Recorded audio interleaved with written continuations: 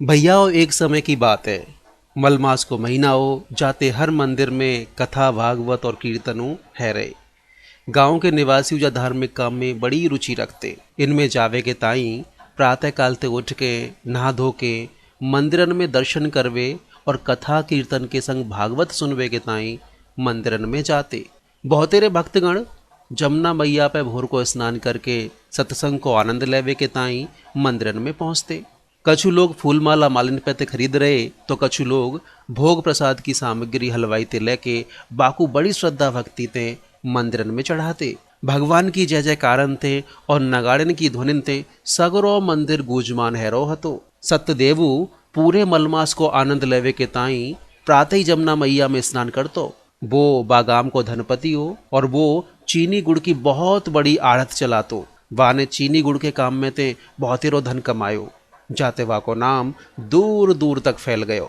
सत्यदेव के पास अपार धन संपत्ति पर बाके को संतान नाई। जाते सगरी धन दौलत और लंबे चौड़े भवन बाय फीके लगते। वो तो रात दिना जय सोचतो रहतो कि कितनो अच्छो होतो जो को एक बालक होतो। सत्यदेव बड़े ही मन ते भगवान की पूजा अर्चना कियो करतो। जाते बाके घर में हूँ एक संतान है जाए। पूजा तो वो 12 महीना करतो पर मलमास पड़वे ते कथा भागवत के समारोह में बड़ी श्रद्धा भक्ति ते जाओ करतो। बाकू साधु संतन के प्रति बड़ो लगावो और वो बिन में बड़ी ही निष्ठा रखतो। वो तो हर वक्त यही सोचतो रहतो कि कैसो ऐसो साधु महात्मा मिल जाए कि बाकी शुभ आशीर्वाद ते मेरी मनोकामना पूर्ण है जाए। भैयाओ, एक दिना जब वो जमुना मैया पे स्नान कर रो हतो तो बाकी दृष्टि एक साधु पे पड़ी। वो साधु सफेद वस्त्र पहने भयो, बाके माथे पर लाल चंदन को तिलक लगो भयो। जाते बाकू अलग ही पहचानो जा सकतो। दूर ते तो वो बहुत उच्च कोटि को महात्मा लग रहो। वो नदी के घाट की एक बुर्ज में आंखें मूंदे हाथन की अंगुलियन ते माला ते जाप कर रो हतो। जब ते सत्यदेव की साधु पे नजर पड़ी तब ते वो साधु बाके मन में समा गयो। बा साधु की वेशभूषा और बाके बैठवे को ढंग सत्यदेव के दिल को छू रहे। सत्यदेव को लगो कि जी जरूर कोई बहुत बड़ो सिद्ध पुरुष है। अब्बा साधु के प्रति सत्यदेव मन ही मन बड़ी बड़ी बातें सोचवे लगो। सत्यदेव तो इतनो तावलो हैरो कि जमुना मैया के 108 गोता झटपट लगाए के जमुना ते बाहर निकलो और झटपट कपड़ा पहन के वो साधु के पास जा पहुंचो।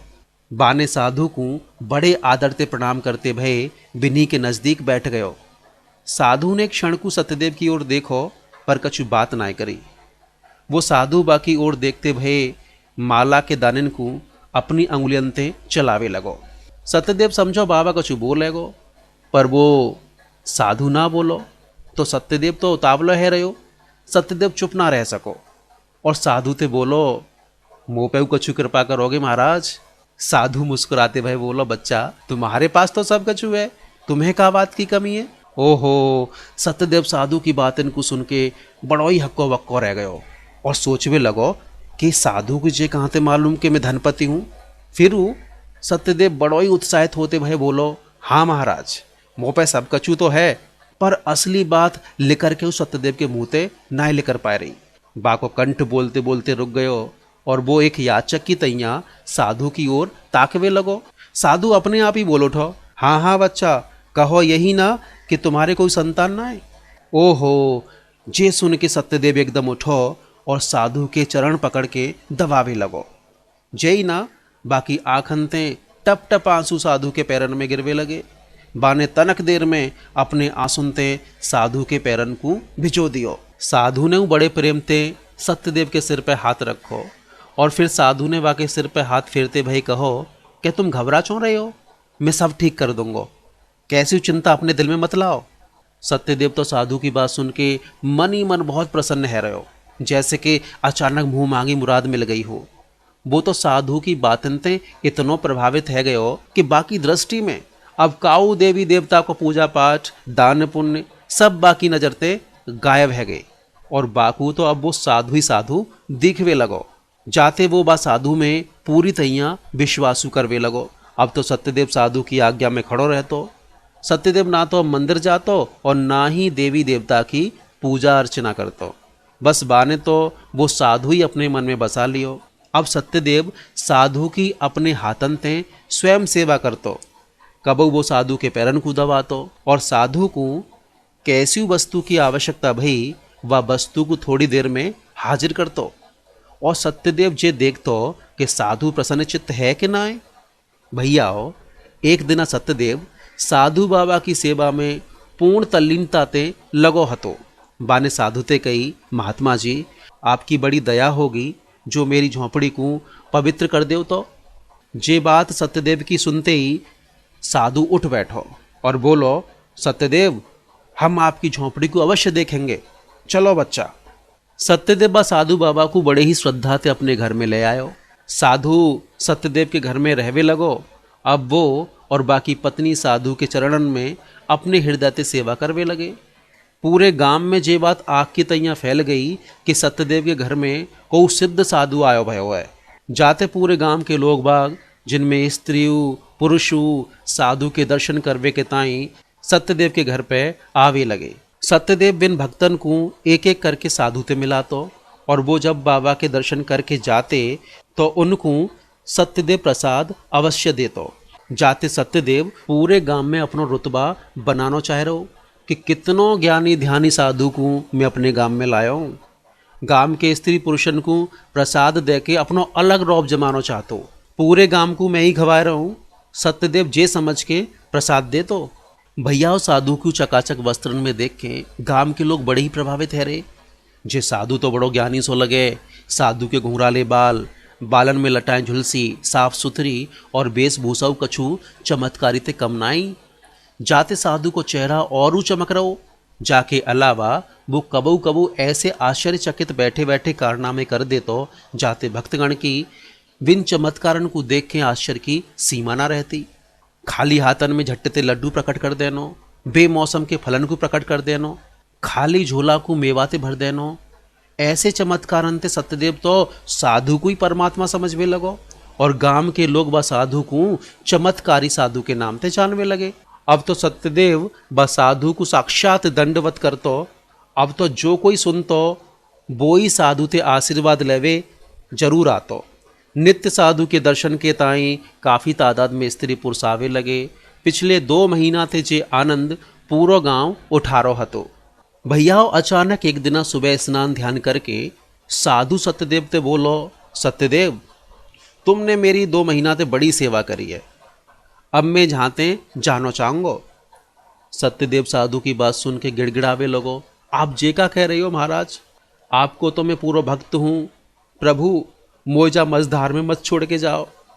साधु ना रुको और चलवे की तैयारी करवे लगो। जब साधु ना मानो तो सत्यदेव आंखन में आंसू भर के साधु के पैरन में पड़वे लगो। तो साधु सत्यदेव को धीरज दिलाते बोलो, तुम बच्चा काहे को इतनी चिंता कर रहे हो? अरे मैं तुम्हारे काम तक तो जा रहा हूँ।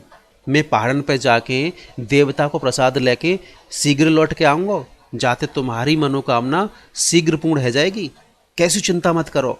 सत्यदेव ने अब साधु के पैरन में सोने चांदी के संग नोटन के ढेर लगा दिए, पर साधु ने विन चीजन को देखो तक ना आए और बोलो, बच्चा मैं साधु हूँ, साधु मैं तेरी जा धन दौलत को क्या करूँगा, तुम्हारो वक्त कल्याण हो। ऐसे कहते भयो वो साधु सत्यदेव के घर ते चल दियो। साधु तो गांव ते चलो गयो, पर बाकी लौटवे को इंतजार बेसब्री ते सत्यदेव और गांव के लोग बाग करते रहे। सत्यदेव बहुत ही उदास रहतो, कैसे वो साधु लौट के आ जाए। जब बात को सोच के वो रात दिन चिंता में डूबो रहतो। चारों लंग बादल छाए गए, अंधकार और ठंड अपनो अलग रंग दिखा रही। जाते गांव के लोग बाग अपनी रजाइन में दुब के पड़े सोते रहे, हाथन को हाथ ना दिख रहे हो। जाई वक्त पे सत्यदेव के दरवाजे की साकल धीरे धीरे बार बार बजवे लगी। सत्यदेवू अपने बिस्तर में थे बोलो, कौन है इतनी रात गए? पर बाकू लौट के कोई उत्तर ना मिलो, पर दरवाजे की सांकर खटकती रही। सत्यदेव अपने बिस्तर पे तो उठो, जैसे ही वहां ने दरवाजा खोलो तो सामने वो ही साधु खड़ो भयो। सत्यदेव को मस्तक अपने आप ही बाके पैरन में झुक पड़ो।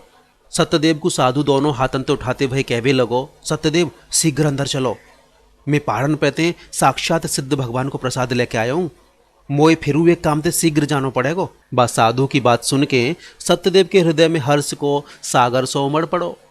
सत्यदेव साधु को अपने कमरा में ले गयो। साधु ने बड़े प्रेम ते सत्यदेव और बाकी पत्नी को सिद्ध भगवान को प्रसाद अपने हाथन ते खिलायो। जाके बाद का भयो का ना भयो कछु ना पतो। जब सवेरे काफी दिन चढ़ गयो तो सत्यदेव और बाकी पत्नी की नींद टूटी। उनने बड़े ही आश्चर्य से देखो कि तिजोरी खुली भई है। बामे रखे अपार सोने चांदी के जवाहरात और नोटन की गड्डी गायब हैं। सत्यदेव की आंखन में बार बार एक दृश्य घूम रहे हो, वो साधु और सिद्ध भगवान को प्रसाद। वो तो अपनों सिर पकड़ के ऐसे बैठ गए हो जैसे कोई गमगीन आदमी कछु सोच ना सके। वो ही हाल जा समय सत्यदेव को बाकी जे दशा देखवे लायकी। बाके मुँह ते क्रोध गाली निंदा कैसे विचार न आए रहे। बस एक साधु एक सिद्ध भगवान को प्रसाद बड़बड़ा रहो हतो। भैया थोड़ी देर में साधु के कारनामे की चर्चा पूरे गांव में हैवे लगी और फिर गांव वाले कहवे लगे, माया मरी न मन मरा, मर मर गए शरीर।